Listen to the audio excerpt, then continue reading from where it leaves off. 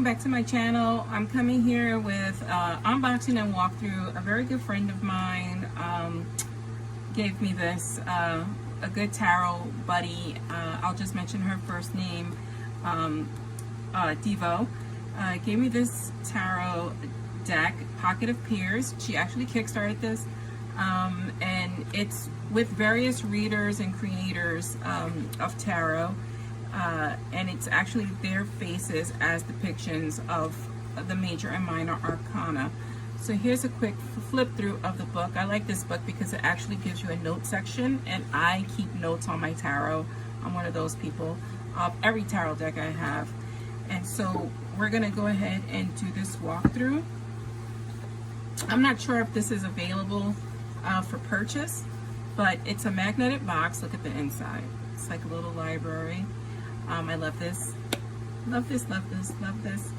And so I did open it, I did shuffle it. I have not read with this book, this tarot card yet, but we're just gonna go ahead and do a quick flip through. I'm sure that you can look this up. It's by Jamie Sawyer, that's the year 2021. Jamie Sawyer also created the Sawyer Tarot, which I have, and I believe Devo gave me this as well. So here is Jamie Sawyer's Sawyer's Path Tarot Journey. I really enjoy those cards. I use those basically for myself, but let's just get into this tarot deck here. I think it was a great idea for her to use peers. Peers as the depiction of the tarot cards. Some of these faces you will recognize. I don't know all the faces, and so I won't embarrass myself by calling out people's names because I probably will get it wrong. But this is wonderful. This is wonderful, and it does follow the Rider-Waite Smith depiction, so you can, if you know that system, you can easily read with this. With the High Priestess card. I mean, this is just great. The card stock is A+. I think it's at least 350 GSM. They are cardboardy, but not inflexible, so not too stiff. Yeah, I really like these cards.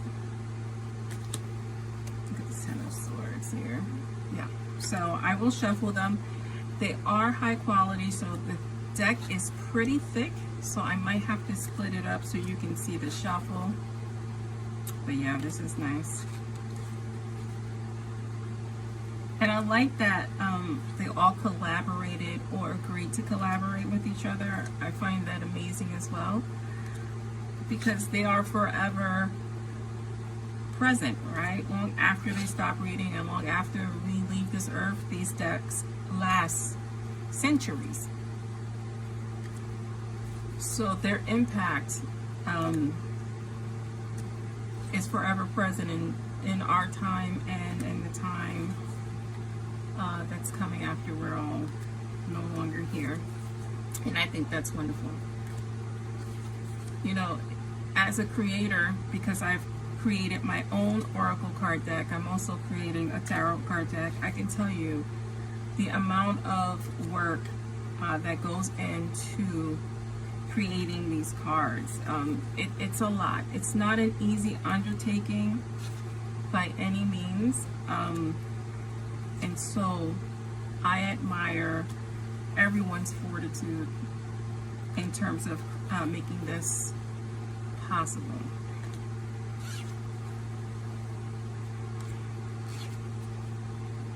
Yeah, these are just nice. These are just nice cards. I mean, modern, diverse, everything you look for in modern decks is here.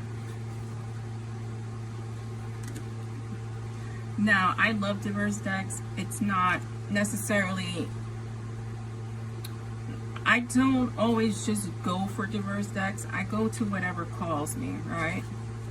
There are decks that I have that are not diverse at all, but they create such a space for me and my intuition Because when I first started reading cards, I mean, I didn't know a lot of the definitions, right? I just would read from my gut and let my intuition take over just based on what I was seeing in the cards. So as I started studying and learning the traditional definitions, you know, a lot of the times I was spot on. A lot of the times I wasn't.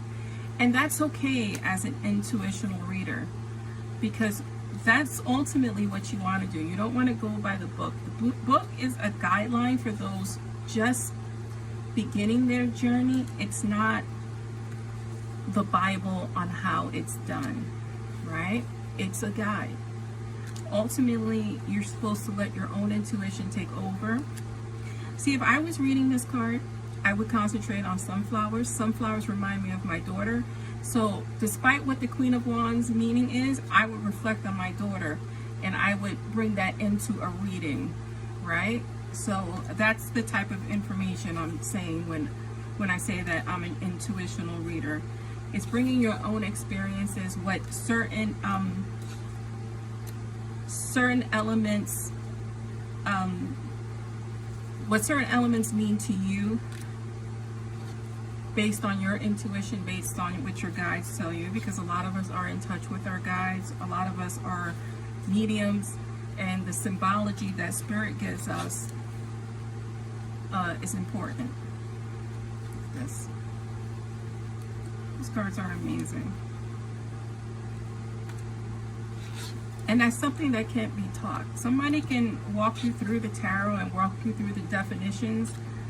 They can't teach you about your own intuition, your own interpretations and dreams. What they can teach you or try to help you with is trusting that intuition. It's giving you an area to practice your intuition. And final card. No, not the final card. Here you are.